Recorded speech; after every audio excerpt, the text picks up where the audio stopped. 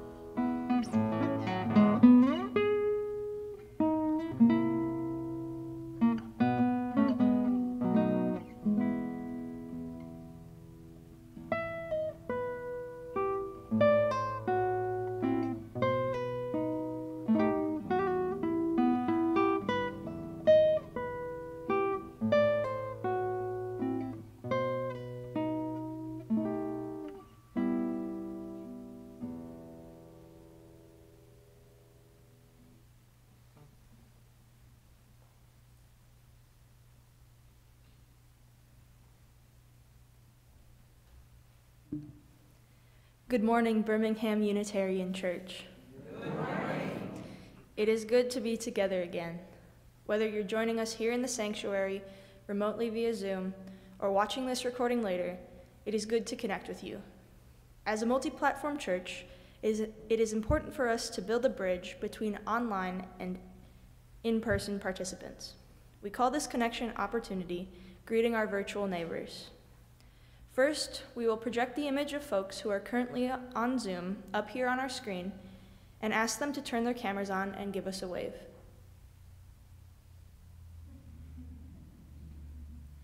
Now, we who are gathered here in person will turn to face the camera in the back of the sanctuary and give them a wave.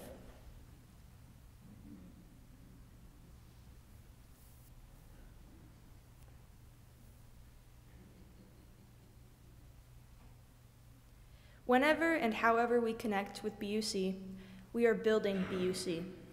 At home, on campus, in the world, every day. We are Birmingham Unitarian Church, and we are building the beloved community. Now, we join with other Unitarian Universalists around the world as we light our chalice.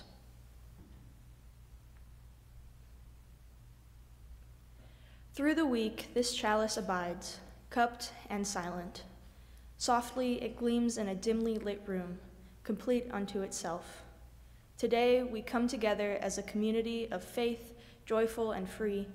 Our individual energies combine to spark the flame of truth. May we each draw strength for the other, and like the chalice, may we be bathed in the fire of commitment to social justice, equity, and peace.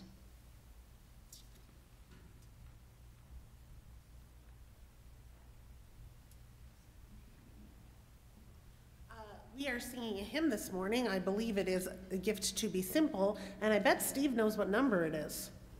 It's 16. 16, so if you'll rise in body and or spirit, thank you.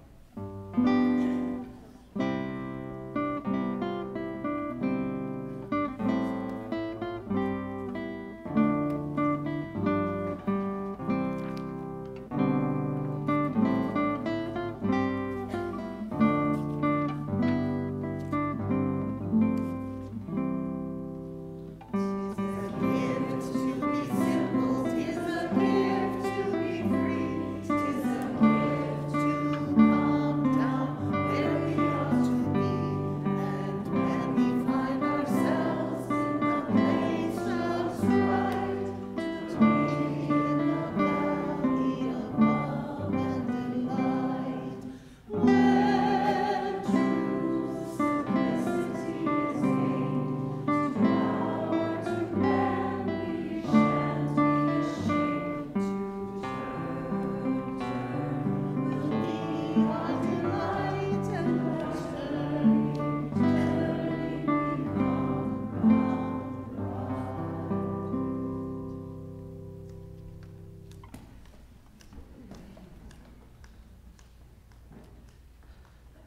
Good morning. I come to you this morning with an ask and a gift. First, a little story. It was so nice to see some of you at the regional picnic yesterday. It was lovely to be there amongst all these gorgeous Unitarian Universalists.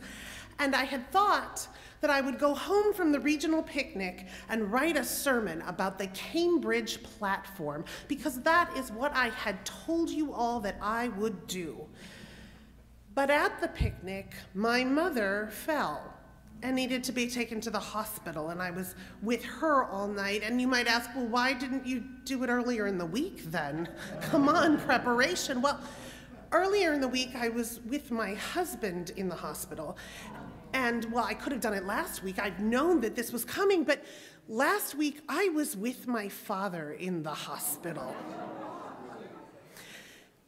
So I don't have a sermon for you about the Cambridge platform. But what I have is both an ask and a gift. What I have is a story about the last time my life, maybe not the last time, but another time, that my life was getting a bit chaotic, and the universe was pulling me to do something that I had not planned to do. And the gift I offer for this moment is that maybe we can find some lessons in these times of chaos. Because the way the world is going, I wonder if this isn't the last one. That is my ask. May I have that grace this morning? May our presence together be a gift. Thank you.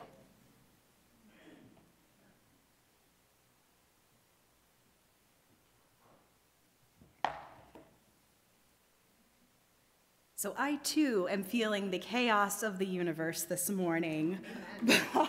So in that spirit, let's talk a little bit about how we as Unitarian Universalists kind of come together, find consensus. And I'm going to share a little bit more from this book I read from last week, A Lamp in Every Corner. And it's all about Unitarian Universalist stories. This particular one is about the consolidation. Unitarian Universalist. That's the name we say when someone asks, what religion are you? And they usually say, a what? Unitarian Universalist, we say again, but often the name by itself doesn't seem to explain very much. Perhaps that's because Unitarian Universalist is not really a name by itself. It's two names together, because we come from two religions, Unitarians and the Universalists. Both religions have roots far back in the Protestant Reformation, nearly 400 years ago. Both religions were established in the United States around the time of the American Revolution, over 200 years ago. Both religions had much in common. They both believed in the importance of social justice, religious education, and the tolerance of different beliefs. In the 1800s, the Reverend Thomas Starr King, who was raised as a Universalist and became a Unitarian minister, so perhaps he might be described as a Universalist Unitarian, they said that the only reason that Unitarians and Universalists hadn't already joined together was that they were too closely related to be married. And yet they did marry. Not that it was easy. The courtship took years, and not everyone was interested. Some people said, why not? And other people said, why? What will we have to change? What will be different? What will we lose? What will we gain? They weren't quite sure. So they formed committees and commissions to find out. There were studies and papers. There were meetings and panels and polls. People talked and talked and talked. They're Unitarians and Universalists, after all. Finally, in 1959, nearly 100 years after the idea had first been proposed, most people were convinced it'd be a good thing to join together. They were saying, why not, instead of why? So they agreed to plan to consolidate. and they printed the plan in a little blue book. 1,000 delegates, so 600 Unitarians and 400 Universalists, gathered in Syracuse, New York, to vote on the plan. But before they voted, they talked some more. They talked about what to name the new religion. Should it be Universalist Unitarian or Unitarian Universalist? Should there be a hyphen between the two names? Or should they just choose a totally new name? They talked about making 57 different changes to the plan to consolidate, and each group, the Unitarians and the Universalists, had to vote on each and every single one. It took them days.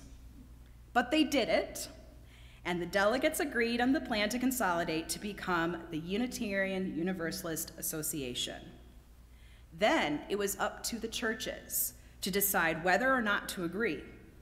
Now, usually when the association's held in a plebiscite, I'm sorry, I don't mispronounce that name, but the votes from all the people in each church, instead of one vote from that church's delegate, only about 20% or so of the churches would even bother to apply. But this time, in order for the consolidation to succeed, 75% of the churches had to vote, and 75% of those churches had to say, yes, we want to join. It'll never happen, some people said. You'll never get that many people to vote, let alone vote yes. But the delegates had worked too hard and too long on the plan to consolidate to let the vote die. So they called each church and they asked members to vote. Vote yes or vote no, whichever you choose, but vote. And they did. But not 20%, not 50%, not even 75%. More. Over 90% of the churches voted on that plan, and nearly 90% of them voted yes. In May of 1961, the American Unitarian Association and the Universalist Church of America consolidated with each other, and the Unitarian Universalist Association was officially formed. And so here we are, more than 40 years later, with two names and one religion, Unitarian Universalist. At this time, all of our children and youth that are here in the sanctuary are welcome to join us in Hodis Hall for a really cool special treat that you all might be able to participate in later.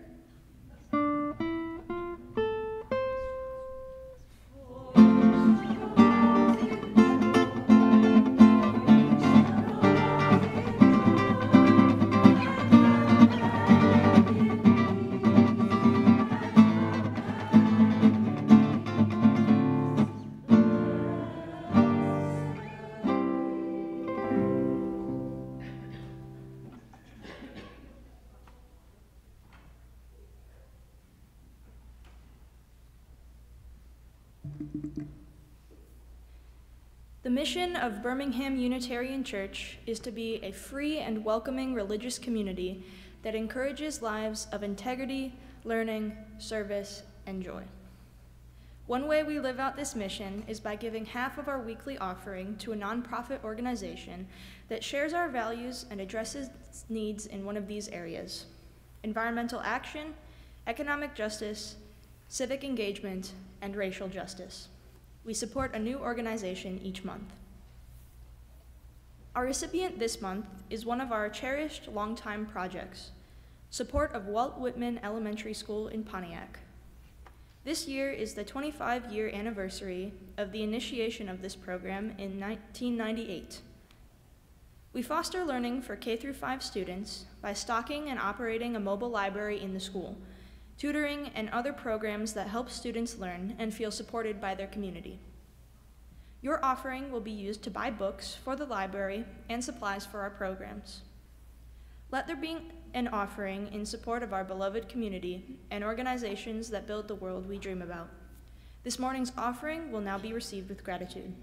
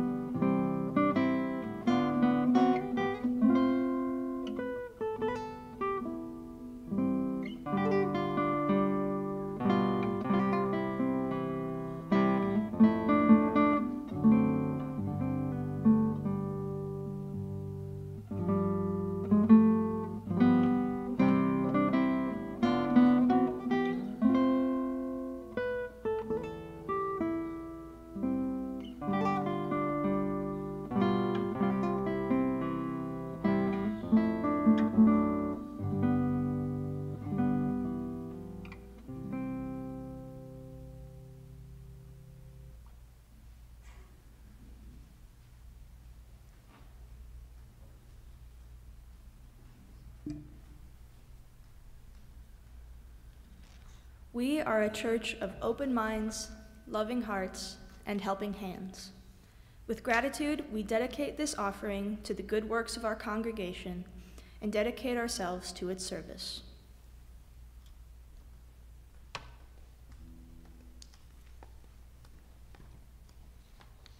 We now come to the time in our service set aside for spiritual practices. New this year, we are including an embodied practice. Research indicates that the pressure and stress of the past several years has had an impact on our bodies and on our behavior. We have faced a lot of trauma and accelerated levels of change, without enough opportunity to process or integrate what we've experienced. We've added this element to our worship services in an effort to use mind-body integration practices to help us feel centered and grounded. Today's practice is breathing in a square. Find something near you that has 4 sides. Perhaps the back of the chair in front of you, perhaps one of the window panes looking out at Chopik Woods. Perhaps you want to close your eyes and use an imaginary box. Use your eyes to follow the sides of the square as we breathe in for 4 seconds. 1, 2, 3, 4. Then hold your breath for 4 seconds. 1, 2, 3, 4. Then exhale. 1, 2, 3, 4. And then hold your breath out for 1, 2, 3, 4. Let's repeat that 2 more times.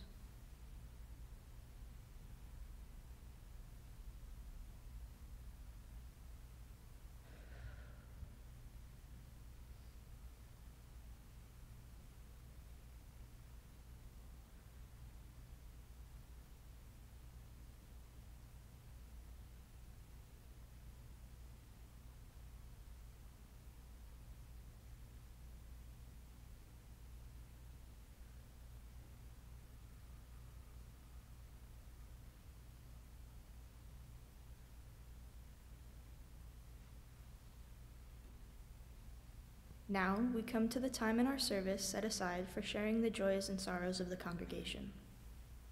If you would like your joy or sorrow to be shared in future services, you can submit them online, or you can come to church early to write them in the book at the back of the sanctuary.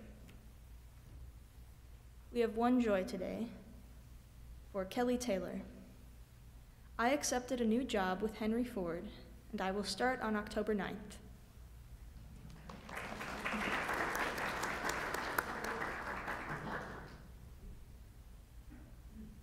We also have some concerns and sorrows. We have 2 submissions from Larry Friedman.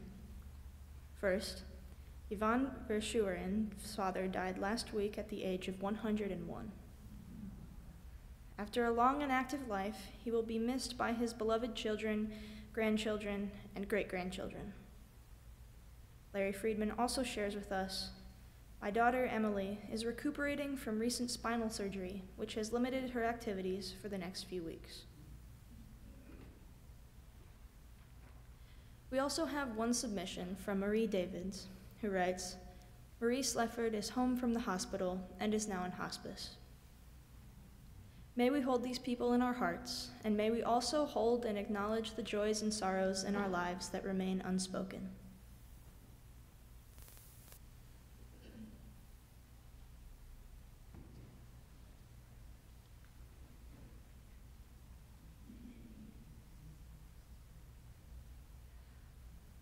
On the last Sunday of every month, we light candles to remember those who have died in that month in any year. You are welcome to light a candle for anyone that you are remembering this day or a concern on your heart. As you light your candle, you are invited to say the name of who you remember or any concern that you have. Please remember to place your lighted candle as far back in the candle holder as you can. The candle lit from the chalice is for those who are remembered by those who are joining via Zoom.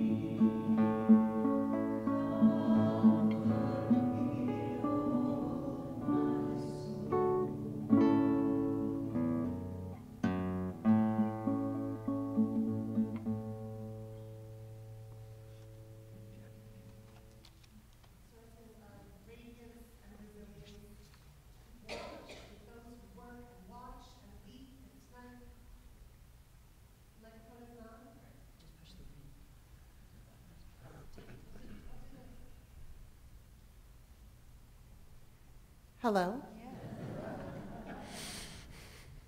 We're back. Sources of radiance and resilience. Keep watch with those who work or watch or weep this night. May the suffering be soothed. May the sick be tended. May the joyous be shielded.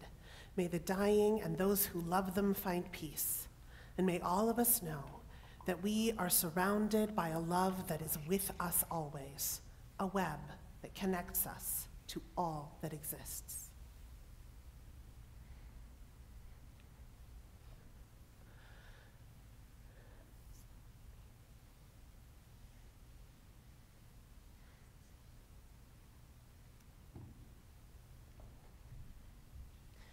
Colin has reminded me that I have the first reading today, except my entire reading is to tell you that you are about to hear a reading that is not about the Cambridge platform.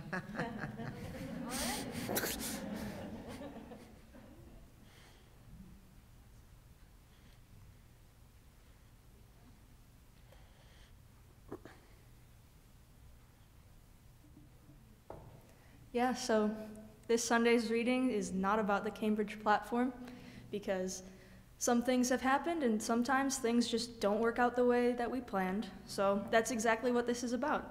It's called Letting Go by Jay Wolin. Are we a people of holding on or of letting go? Holding on to rigid ideas or letting go and opening our minds and our hearts to something new? Holding on to a certainty of how things should be or letting go and living with the uncertainty of new ways of being in the world. Holding on to what makes us comfortable, or letting go so that we may grow, which can be uncomfortable. Holding on to what makes us safe, or letting go to make room to help others feel safe. With this flame, this symbol of our religion, let it be a symbol of burning up the ties that hold us back, for being our true self and reaching our true potential. Let it be a symbol of lighting a new way for us into a better tomorrow. And let it be a symbol of letting go, because holding on too long and too tightly is never good for the soul.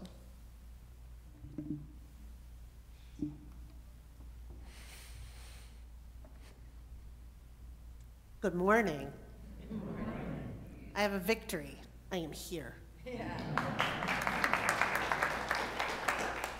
Folks, I don't think I invited the chaos into my life this past couple of weeks, but I can't always say that about the way that I have lived my life. The story that I'm about to tell you takes place when I was an overly dramatic, overly egotistical 22-year-old living in the city of Chicago, working as an actress. My entire life was about nightly applause and pretty costumes, and my overly dramatic, overly egotistical 22-year-old self thought that there was no other life that could possibly be for me. And then, a 23-year-old jazz guitarist broke my heart, as 23-year-old jazz guitarists are wont to do. And then I thought that there was not enough room in the very large 2.5 million person city that Chicago was to house both this person and I needed to leave immediately. I had made friends waiting tables with a woman named Naomi, as 22-year-old actresses are wont to do, and she, at the moment, was with her mother in southern Mississippi doing Katrina rehab work. Now you know how old I am. She was doing Hurricane Katrina rehab work, and she said, "Why don't you come down here and stay with us for a while?" And I thought, I could go to the beach, or I could go to the beach, or I could read a book on the beach. So I packed up the little belongings that I had that I thought I would need, and I got a Greyhound down to Waveland, Mississippi. And when I woke up, because I fell asleep on the bus, I woke up to the shimmering Gulf Coast, beautifully greeting me, lapping in and out on one side. But on the other side, I looked and there were these beautiful homes already rebuilt, and I thought, it's not that bad here. until we turned down a street where people could no longer afford beachfront property. Those homes, some of them still didn't have running water. Some of those people were living with tarps for roofs 2 years after the storm. But I could not think about that because I was there to live out my own personal drama. So we got to the volunteer center, and I was going to put my stuff away and get on my sneakers and go find this beach. And then there was one of those moments when, you know, the universe taps you on the shoulder and says, hey, distraction. Because I saw in that room my friend Adam. My friend Adam, who I had met living here in Michigan, my friend Adam, who had no business being on a construction site in Waveland, Mississippi. And I said, Adam, what are you doing here? And he said, okay, I don't have time to talk. Look, I have this construction business. I have picked up all my belongings and sold my house, and I've spent the last 2 years rebuilding people's homes here in southern Mississippi for as little cost as possible because I just felt like this is what the universe was telling me to do with my gifts and skills. And I have a question for you. And I said, yeah, sure, what's going on? And he said, can you drive? And I was like, you mean like physically, like a vehicle? Can I drive? He's like, yes. Do you have a driver's license? Can you operate a motor vehicle? And I said, yes. Why? And he said, good, because here's the thing. All of my labor at this point is volunteer, and all of my materials are donated. And this week, I have 13-year-old Girl Scouts working for me, and a bunch of drywall that needs to be picked up in New Orleans, and I can't send one of them, so can I give you a truck, and can you drive to New Orleans and pick up this drywall? And I thought, oh man. Adam explained to me that the house they were building was on a deadline because the woman that was going to move into it was very pregnant, and she didn't want to give birth in a FEMA trailer. So, if I said no to this and didn't go to the beach, I was disappointing an old friend, a pregnant woman, and a bunch of Girl Scouts. So I said yes, and I went to New Orleans, and I got the material. And the next day, Adam had another question for me. Can you help? And the next day, Adam had another question for me. Can you help? And the next day, and the next day, and the one after that. And I found that the answer actually was always yes. I actually could. I went to Mississippi to cry out the salt block of grief in my chest into the ocean, and instead I ended up sweating it out. And y'all, I never thought that I could be happy a place that didn't have public transportation and a Democratic voting record. But Mississippi spoke to my very soul. My soul loves fresh-caught catfish and mediocre banjo music and the most beautiful sunsets I have ever seen in my life. I spent my days on this construction site, and I spent my nights having dance parties with bullfrogs in the church parking lot and singing my guts out in the empty sanctuary where the volunteer center was. And I felt at peace. And by the way, y'all, the music, oh my goodness, the church. They had church everywhere. Probably won't surprise you to know they didn't have a Unitarian Universalist church in Waveland, Mississippi, but I went to one that I could walk to, and I don't think I agreed with a single thing that that pastor said, but Lord Almighty, I felt the vibrations of the ultimate and the vibrato of their voices. I just sang, and I danced, and I built things, and I was at peace. And I did make it to the beach. I made it to the beach one day, one of those gorgeous, gorgeous Mississippi sunsets. And I sat there and I let the light bathe into me.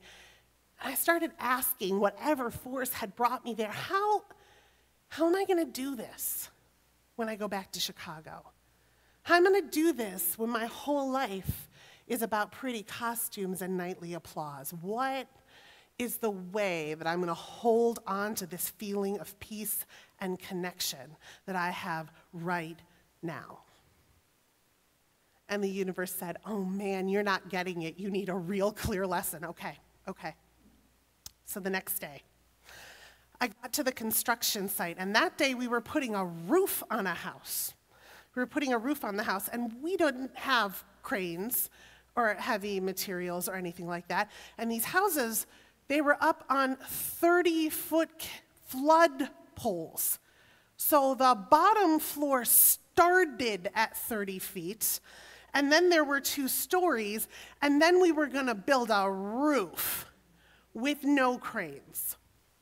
And Adam had the brilliant idea that we would build the trusses. Y'all know what the trusses are, those big pointy triangle things?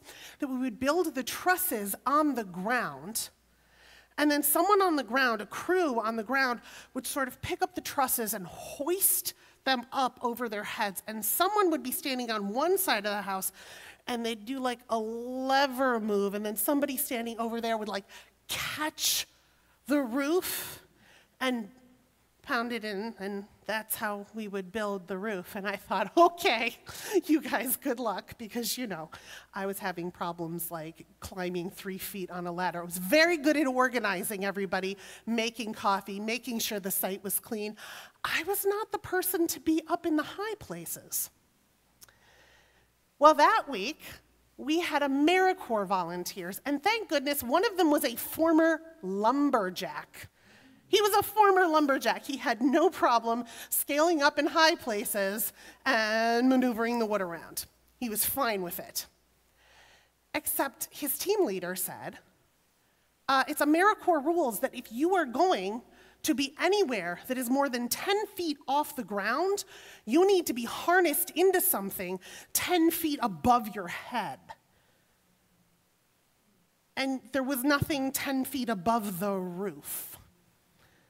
And so Adam said, okay, then we just need to get one in and then do the harness, and Brian can harness himself in and do the rest of them, right? It's fine. But the only 3 people on the site who were not AmeriCorps members who were under those rules were Adam, me, and the very, very pregnant lady.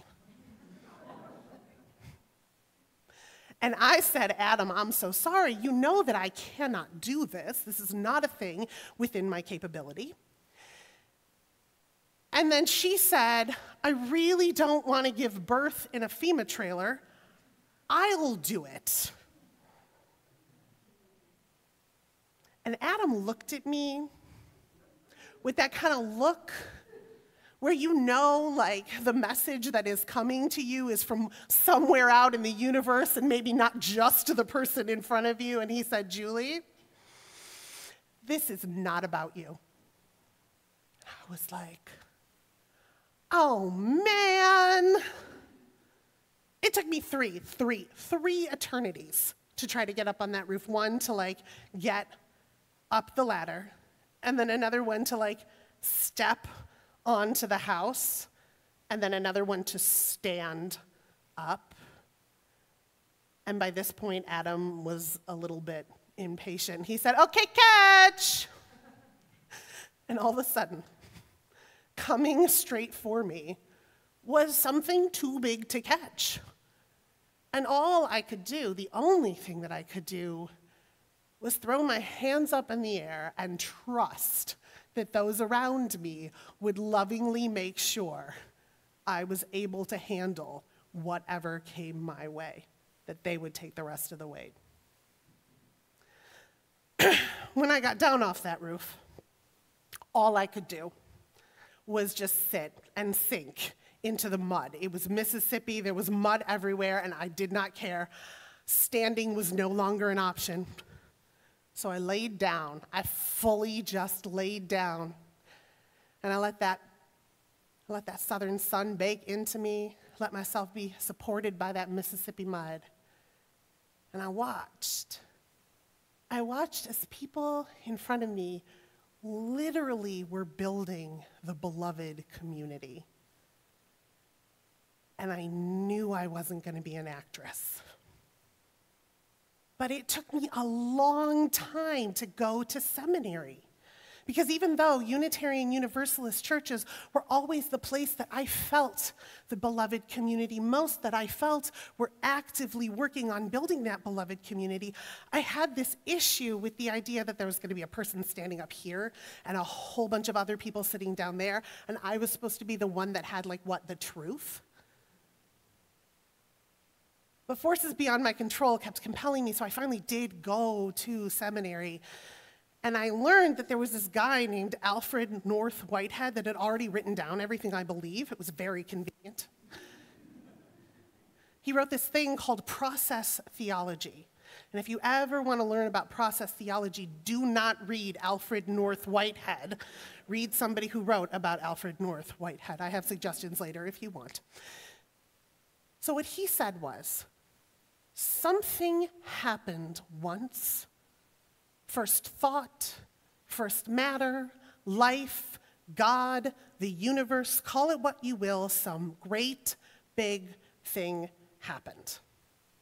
And then everything that happened after that was a point on some sort of quantum entanglement. And it all emanates from the first thing, and everything that happens is informed by everything that has ever happened, and informs everything that happens going forward. And one of those little points on this quantum entanglement is you. So the entire universe has conspired to bring you exactly where you are right now, and everything you do will affect everything that ever happens from here on out. And at first, that felt like a lot of responsibility. And then I realized that the religion that I was brought up in had been telling me that same thing in a less linear way my entire life. I had been told that we all exist in an interdependent web of existence, and that everything that we do to pour more kindness and beauty into that web strengthens it, and that everything we do to cut off those relationships around us of healing and wholeness, that hurts the web. I went to church every Sunday that told me that my only job in this world was to take really good care of people and live my values out in the world. So here's the thing. Every time we meet in these moments of chaos, because look, webs are not simple constructs. They are messy. But every time we continue to exist in that mess, we can't follow all the strands in our little human lives with our tiny, tiny individual perspectives. But what we can do is trust that if I call Sarah last night, if I call Sarah and say, I don't have a sermon about the Cambridge platform, she's going to say what's on your heart. She's going to strengthen her strand of the web so that I can ease more into it. And if I show up here this morning and say to Colin, hey, I have a different reading because we're not going to talk about the Cambridge platform, then he's going to say, okay, fine, I'm literate, I'll read whatever you need, I got you. Sometimes things don't go the way we all planned, and Colin grabs that part of the web so I can ease more into it. Honestly, you guys want to know what the Cambridge platform said? It said, if we're going to do this congregational polity thing, it's going to be a lot harder to live our values in the world because no one else is going to be telling us from on high how to do it. So we got to get right with each other. We have to make sure that we are in covenant with each other. It uses the word covenant 34 times in a 4-page document, and it also uses the word admonish quite a few times. It says we got to make sure that we are admonishing each other, which is, the 1648 way of saying give each other gentle reminders when we are not following that beloved and beautiful covenant. And sometimes your life is chaos and you don't know what's going on and you don't know what the next step is going to be. But here's the good news. We don't have to form a committee about it. We don't have to actually have 14 discussions about it. We just have to know, how can we take really good care of each other and live our values in the world? We have to ask, whose strand of this web is hardest today, and how can we be the ones who hold that up for that person?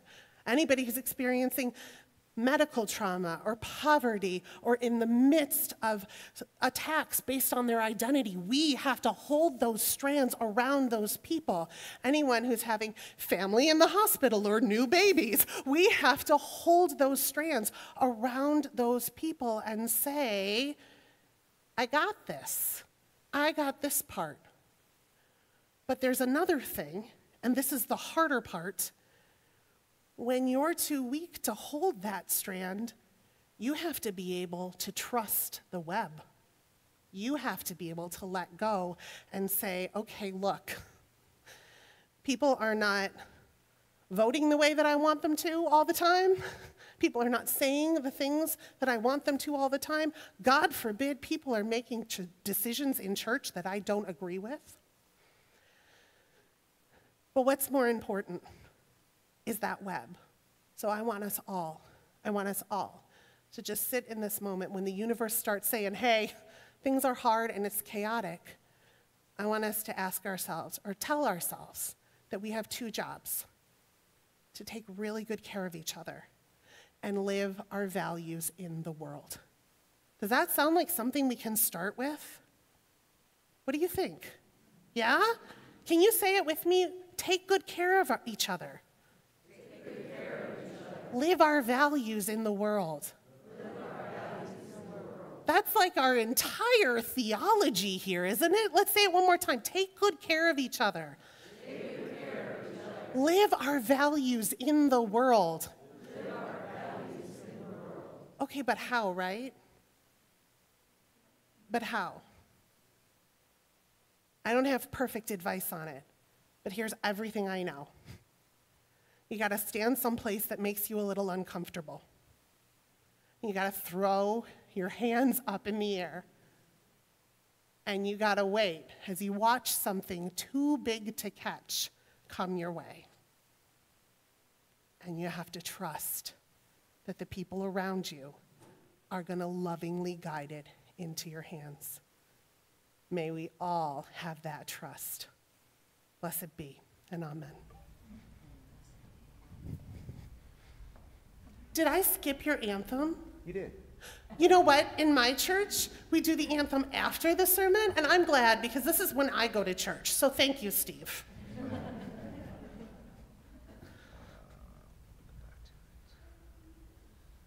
Sorry. It's all right.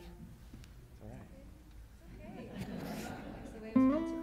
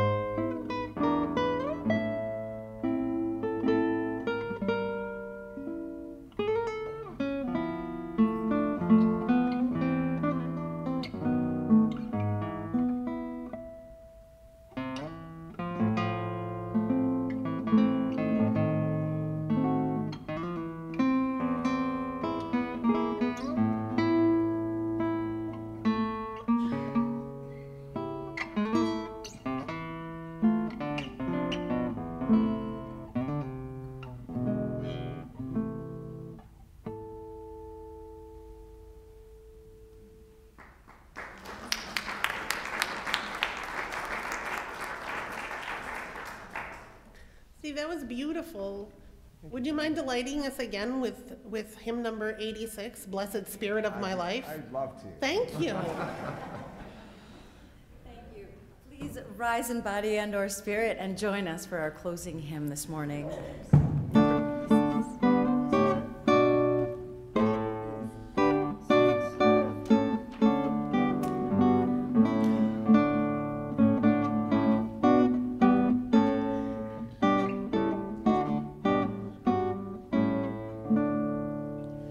Blessed Spirit of my life, give me strength through stress and strife.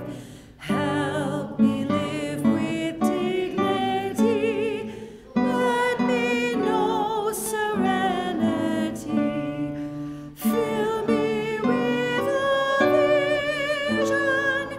Clear my mind of fear and confusion. When my thoughts flow restlessly, let peace find a home in me. Spirit of great mystery, hear the still small voice in me. Help me live my wordless creed as I comfort those in need. Fill me with compassion, be the source of my intuition.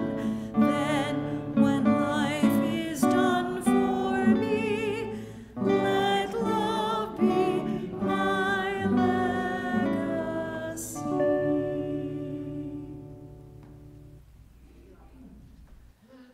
Whoever chose that hymn knew I was going to change my sermon before I did.